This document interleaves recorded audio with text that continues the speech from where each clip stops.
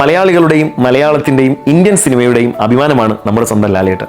Indian സിനിമയിലെ സമഗ്ര സംഭാവനയ്ക്കുള്ള ദാദാ സാഹിബ് ഫാൽക്കെ പുരസ്കാരം 2025 അദ്ദേഹത്തിന് കിട്ടുമ്പോൾ ഓരോ മലയാളിയും വളരെ സന്തോഷത്തിലാണ്. അപ്പോഴും നമ്മുടെ ഒരു ചോദ്യം, മോഹൻലാലിനേക്കാൾ മുമ്പ് സിനിമയിൽ വന്ന, മോഹൻലാലിനേക്കാൾ നാഷണൽ അവാർഡ് കിട്ടിയിട്ടുള്ള, മോഹൻലാലിനേക്കാൾ സംസ്ഥാന അവാർഡുകളും ഒക്കെ തന്നെ കിട്ടിയിട്ടുള്ള അഭിനയത്തിൽ മോഹൻലാലോ മമ്മൂട്ടിയോ ഒന്നും നമുക്കൊരിക്കലും തുലനം ചെയ്യാൻ കഴിയില്ല. കാരണം രണ്ടുപേരും മഹാപ്രതിഭകളാണ്. എന്തുകൊണ്ട് മമ്മൂട്ടിക്ക് പല അവാർഡുകളും ഒഴിവാക്കപ്പെടുന്നു? 2019 നമ്മുടെ സ്വന്തം ലാലേട്ടന് പത്മവിഭൂഷൺ കിട്ടി.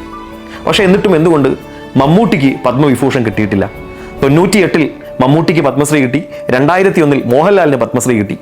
പക്ഷേ മമ്മൂട്ടിക്ക് അതിനുശേഷം പ്രധാനപ്പെട്ട അവാർഡുകളൊന്നും തന്നെ കിട്ടിയിട്ടില്ല. നാഷണൽ അവാർഡിലാണെങ്കിൽ രണ്ടുപേരും തുല്യരാണ്.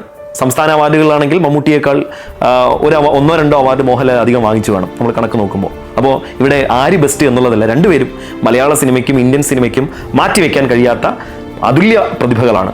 പക്ഷേ എന്നിട്ടും എന്തുകൊണ്ട് മമ്മൂട്ടിയെ പല കാര്യങ്ങൾ കൊണ്ട്, പല കാരണങ്ങൾ കൊണ്ട് ഒഴിവാക്കപ്പെടുന്നു? അതിൻ്റെ പിന്നിൽ രാഷ്ട്രീയം മാത്രമാണ് എന്ന് നമ്മൾ കൃത്യമായി മനസ്സിലാക്കുക.